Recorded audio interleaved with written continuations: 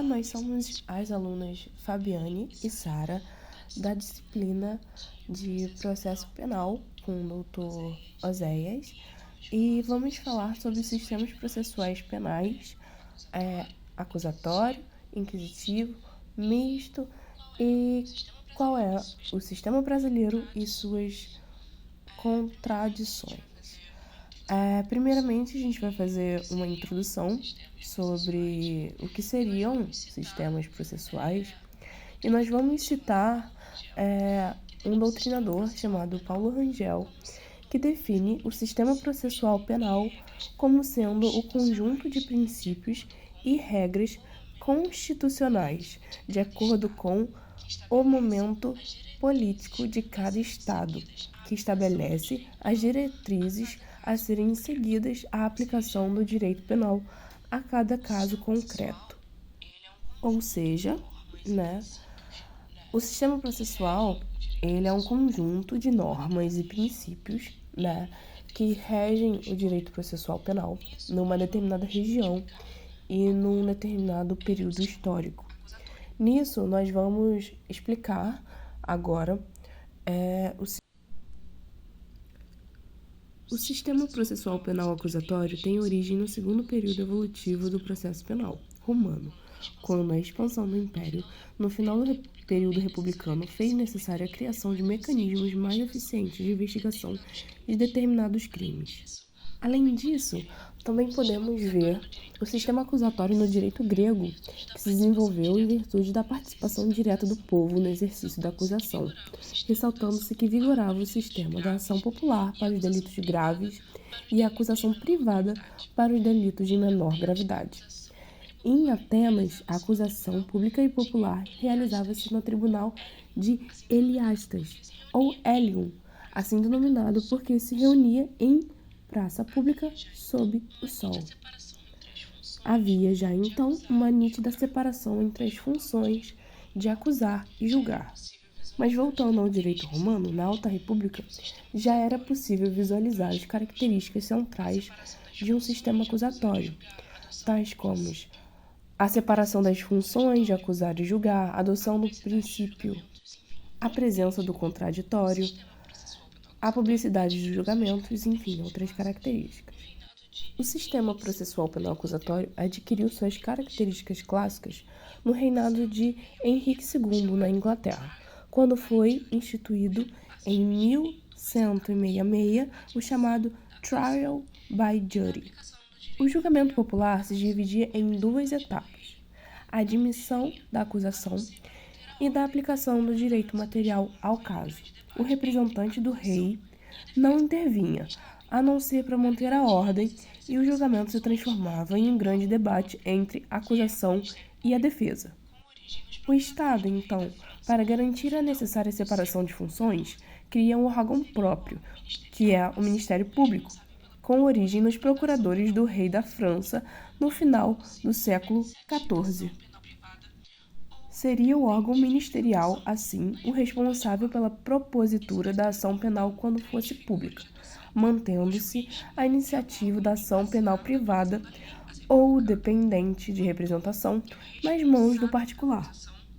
Isso traz à tona, então, três figuras de atuação: o juiz, que é o órgão imparcial da aplicação da lei a ser provocado, o autor, que é o responsável pela acusação, e o réu, que possui a possibilidade de exercer os seus direitos e garantias. O sistema acusatório ficou definido, então, como característica principal a imparcialidade do magistrado, que não produz prova. Esse sistema é definido pelo contraditório entre as partes e o distanciamento do julgador no tocante à produção probante. Cabe às partes produzirem provas e ao juiz julgar a partir delas. O Aury Lopes Júnior explica que no modelo acusatório o juiz se limita a decidir, deixando a interposição de solicitações e o recolhimento do material àqueles que perseguem interesses opostos, isto é, as partes. O sistema acusatório acaba se mostrando mais democrático, pois há nítida separação entre as funções de acusar, defender e julgar. Por haver partes distintas exercendo cada uma das suas funções, garante-se a equidistância do juiz. Caracteriza-se pela imparcialidade do magistrado, então o efetivo exercício do devido processo legal, do contraditório, da ampla defesa e pela publicidade das ações. Olá, meu nome é Sara Emanuele Lima e agora irei falar sobre o sistema processual penal inquisitivo. De acordo com Paulo Rangel, o sistema inquisitivo surgiu nos regimes monárquicos e se aperfeiçoou durante o direito canônico, passando a ser adotado em quase toda a Europa. Ainda de acordo com ele, surgiu com sustento na afirmativa de que não poderia se deixar que a defesa social dependesse da boa vontade dos particulares, já que estes eram quem iniciava a persecução penal no acusatório privado anterior. O cerne de tal sistema era a reivindicação que o Estado fazia para si do poder de reprimir a prática dos delitos, não sendo mais admissível que tal repressão fosse encomendada ou delegada aos particulares. O sistema inquisitório muda o processo de forma radical, o que era um embate entre acusador e acusado, com um juiz equidistante se transforma em uma disputa entre o juiz inquisidor e o acusado. O sistema processual inquisitivo, ou inquisitório, é marcado pela inexistência de contraditório e ampla defesa, pois as funções de acusar, defender e julgar encontram-se concentradas nas mãos de uma só pessoa, ou órgão, denominada juiz inquisidor, que assume a postura acusatória ao dar início ao processo, com a notícia crime, por exemplo, produz provas e prolata a sentença. Dotado de ampla liberdade probatória, o sistema inquisitivo, o magistrado conduz o procedimento de forma escrita e sigilosa, podendo determinar de ofício a colheita de provas, tanto no curso das investigações quanto no curso do processo penal, independente de requerido pela acusação ou defesa. Uma grande característica desse processo, desse sistema, é que o acusado é tratado como um mero objeto do processo e não como um sujeito de direitos, havendo uma nítida mitigação dos direitos e garantias individuais, legitimada pela louvada busca da verdade real ou material, admitindo-se inclusive tortura para que uma confissão fosse admitida. Além disso, a publicidade dos atos que predominava no começo foi aos poucos substituída por processos sigilosos. Em virtude do acusado ser tratado como mero objeto do processo e não como um sujeito de direito, surgem várias críticas a esse sistema. Aury Lopes, por exemplo, assevera que esse sistema foi desacreditado, principalmente por incidir em um erro psicológico. Crer que uma mesma pessoa possa exercer funções tão antagônicas como investigar, acusar, defender e julgar. Juan Monteiro Aroca também critica a expressão processo inquisitivo, afirmando que não foi e que obviamente não pode ser um verdadeiro processo. E ainda, de acordo com Jacinto Coutinho, o inquisidor cabe o mister de acusar e julgar, transformando-se o imputado em mero objeto de verificação, razão pela qual a noção de parte não tem sentido nenhum.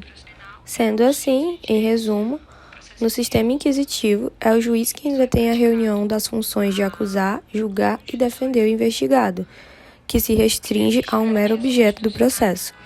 A ideia fundante desse sistema é: o julgador é o gestor das provas, o juiz é quem produz e conduz as provas. O sistema inquisidor possui as características de reunião das funções do juiz. O juiz julga, acusa e defende. Não existem partes. O réu é um mero objeto do processo penal e não um sujeito de direitos. O processo é sigiloso e isto é praticado longe dos olhos do povo. E não existe garantias constitucionais, pois se o investigado é objeto, não há que se falar em contraditório, ampla defesa, devido processo legal, respeito aos direitos humanos e etc. A confissão é a rainha das provas, sendo admitido quase tudo, inclusive tortura, para obter esse tipo de prova. e a existência de presunção de culpa, pois o réu é culpado até que se prove o contrário. Além disso, o juiz, gestor da prova, busca a prova para confirmar o que pensa. Tem muito subjetivismo sobre o fato, uma ideia pré-concebida, por exemplo, onde as provas colhidas são utilizadas apenas para comprovar o pensamento do juiz. Ele irá fabricar provas para que confirme a sua convicção sobre o crime e o réu. Sendo assim, é bem evidente que o juiz é parcial nesse caso, ainda mais por ele ser responsável por gerir as provas e julgá-las, a imparcialidade é bem comprometida. O Código de Processo Penal brasileiro, quando entrou em vigor em 1941, teve grande inspiração fascista no Código Rocco da Itália, que colocava o juiz em uma posição hierarquicamente superior às partes da relação jurídica processual. Ou seja, embora atualmente o Código de Processo Penal tenha sofrido diversas alterações a ponto de procurar superar de vez o sistema inquisitório, ainda há resquícios da figura do juiz inquisidor, como, por exemplo, no artigo 156, inciso 1º, introduzido pela Lei 11.690, de 2008, que conferiu ao magistrado a possibilidade de ordenar, de ofício, mesmo antes de iniciada a ação penal, a produção de provas consideradas urgentes ou relevantes, observando a necessidade, adequação e proporcionalidade da medida. Dando continuidade ao assunto, agora irei falar sobre o sistema processual penal misto. Com a Revolução Francesa, os movimentos filosóficos da época acabaram por repercutir também na esfera do processo penal, retirando aos poucos as características do modelo inquisitivo em prol da valorização que passou a ser dada ao homem. E este momento coincidiu com a adoção dos júris populares, dando início à passagem para o sistema processual penal misto, predominante até hoje. Com fortes influências do sistema acusatório privado de Roma e do posterior sistema inquisitivo, no sistema processual penal misto, a persecução penal seguiu nas mãos do Estado juiz em fase preliminar, passando o início da persecução penal para as mãos do Ministério Público, responsável pela acusação. O sistema misto, assim, é dividido em duas fases. A primeira consiste na instrução preliminar, que é tocada pelo juiz e é nitidamente inquisitiva, e a segunda, judicial, sendo a acusação feita por órgão distinto do que irá fazer o julgamento. Visto por Jacinto Coutinho como um monstro de duas cabeças, Aury Lopes Júnior aponta como principal defeito do modelo o fato de que a prova é colhida na inquisição do inquérito, sendo trazida integralmente para dentro do processo, e ao final basta um belo discurso do julgador para imunizar a decisão. Esse discurso vem mascarado com as mais variadas fórmulas, do estilo: a prova do inquérito é corroborada pela prova judicializada, cotejando a prova policial com a judicializada, e assim todo um exercício imunizatório, ou melhor, uma frase de etiquetas para justificar uma condenação, que na verdade está calçada nos elementos colhidos no segredo da Inquisição. O processo acaba por converter-se em uma mera repetição ou encenação da primeira fase. Portanto, percebe-se que nesse sistema a imparcialidade do magistrado continua comprometida, mantendo-se o juiz na colheita das provas antes mesmo da acusação, quando este deveria ser retirado da fase persecutória, entregando-se a mesma ao Ministério Público, que é quem deve controlar as diligências investigatórias realizadas pela Polícia de Atividade Judiciária, ou, se necessário for, realizá-las pessoalmente, formando a sua opinião e iniciando a ação penal. O sistema processual penal misto tem como característica básica, portanto, ser bifásico, como o próprio nome sugere, com uma fase inicial inquisitiva, na qual se procede uma investigação preliminar, e a uma instrução preparatória, além da fase final, em que se procede ao julgamento com todas as garantias do processo acusatório. Nesse sistema, o procedimento preliminar é secreto, escrito e sem contraditório e ampla defesa. E a fase judicial é oral, pública, com todos os atos praticados em audiência, garantidos assim ao acusado os direitos de contraditório e ampla defesa. Aury Lopes, no entanto, critica a classificação do sistema como misto, considerando ela insuficiente e redundante, uma vez que não existem mais sistemas puros, todos são mistos. Para o autor, é preciso localizar o princípio informador de cada sistema, seu núcleo, que então fará um sistema ser inquisitivo ou acusatório. Seguindo essa premissa, como não pode haver um princípio misto, consequentemente também não poderia ser o sistema assim classificado. O sistema seria informado ou por um princípio unificador, de modo que em sua essência seria sempre puramente inquisitivo ou acusatório, misto apenas em relação a elementos secundários emprestados de um para outro sistema. De acordo com Aury Lopes, não é preciso grande esforço para entender que não há e nem pode haver um princípio misto, o que, por evidente, desconfigura o dito sistema. Assim, para entendê-lo, faça mister observar o fato de que ser misto significa ser, na essência, inquisitório ou acusatório, recebendo a referida adjetivação por conta dos elementos, todos secundários, de um sistema que são emprestados ao outro. Em resumo, o sistema misto, acusatório formal, adotado na França, tem como característica a investigação preliminar, a cargo da Polícia Judiciária, a instrução preparatória, patrocinada pelo juiz instrutor, e o julgamento. E esse último, contudo, sob o crivo do contraditório e da ampla defesa. O juiz atua em duas fases, na instrução do processo e no julgamento, e por isso nesse sistema temos o juiz de instrução. Além disso, no sistema misto, o órgão julgador atua na coleta de provas e submete esse conjunto probatório a outro juiz para que esse o julgue. Sendo assim, temos duas fases. A primeira, sendo tipicamente inquisitorial, com a instrução secreta e escrita, sem contraditório e sem acusação, e neste ponto é que surgem várias críticas a este modelo de processo, e a segunda fase é marcada pela acusação, defesa do réu e o julgamento pelo juiz. Por fim, destaco o entendimento de Nussey, que diz que, num primeiro estágio, há um procedimento secreto, escrito e sem contraditório, enquanto que no segundo se faz presente a oralidade, a publicidade, o contraditório, a concentração dos atos processuais, a intervenção de juízes populares e a livre apreciação das provas. Há uma corrente doutrinária que diz que o sistema processual brasileiro é misto, aduzindo a sua dupla fase, a fase investigatória, de características inquisitórias, visto que é pré-processual, e a fase judicial, com características acusatórias, iniciada após o recebimento da denúncia ou queixa. A crítica a essa corrente se dá pelo fato do caráter administrativo do processo, ou seja, extraprocessual, da investigação preliminar, por exemplo, o inquérito policial. Por fim, em conclusão, pode-se afirmar que o sistema processual penal é definido a partir de uma ideia fundante, uma premissa ou um princípio unificador em que todas as demais características e normas devem ser interpretadas de acordo com essa ideia. Conhecida essa premissa, é possível distinguir o que o sistema está se tratando.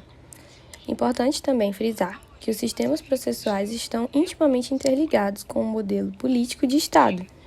Quanto mais o Estado se aproxima do autoritarismo, por exemplo, mais reduzidos ficam as garantias ao réu, e mais se aproxima do sistema inquisitório. Da mesma forma, o contrário também é verdadeiro. Quanto mais o Estado se aproxima da democracia e do direito, mais se aproxima ao modelo acusatório puro. Por fim, vale ressaltar a crítica de Aury Lopes, de que não existem sistemas puros. A doutrina brasileira, majoritariamente, aponta que o sistema brasileiro contemporâneo é misto, ou seja, predomina o inquisitório na fase pré-processual e o acusatório na processual. De acordo com Nussey, o sistema adotado é um misto, já que o Código de Processo Penal, que prevê a colheita inicial da prova por meio do inquérito policial, presidido por um bacharel de direito, que é o delegado, com todos os requisitos do sistema inquisitivo, sigilo, ausência do contraditório e ampla defesa, procedimento eminentemente escrito, impossibilidade de recusa do condutor da investigação e etc. Ainda de acordo com ele, somente depois disso ingressa-se com a ação penal e, em juízo, passam a vigorar as garantias constitucionais mencionadas, aproximando-se do procedimento do sistema acusatório. Discordando com a visão hegemônica, Auri classifica o sistema como neo-inquisitório. Ainda que se diga que o sistema brasileiro é misto, a fase processual não é acusatória, mas inquisitória ou neo-inquisitória, na medida que o princípio informador era inquisitivo, pois a gestão da prova estava nas mãos do juiz. Ele ainda diz que classificar o sistema brasileiro como apenas misto é extremamente vago, pois devemos analisar as características que o sistema apresenta atualmente. Nenhum sistema, de acordo com ele, possui completamente características originais, as que nós já explicamos aqui. Nós apresentamos as características originais, tanto do direito romano, na origem do sistema acusatório, tanto do sistema inquisitivo, lá na Inquisição da Igreja Católica, para fins de didática e teoria, mas, de acordo com ele, precisamos fazer um estudo mais aprofundado e não apenas classificar como sistema misto. Com as alterações trazidas pelo pacote anticrime de 2019, o sistema oficialmente brasileiro se concretizaria como acusatório, de acordo com o artigo 3º-A do CPP. O processo penal terá a estrutura acusatória vedadas à iniciativa do juiz na fase de investigação e a substituição da atuação probatória do órgão de acusação. O Auri defendeu que essa medida finalmente atendeu às críticas dos garantistas, e ele disse que é preciso que cada um ocupe o seu lugar constitucionalmente demarcado, uma clássica lição de Jacinto Nelson de Miranda Coutinho, com o MP acusando e provando, já que a carga da prova é dele, e em defesa trazendo seus argumentos, sem carga probatória, e o juiz julgando.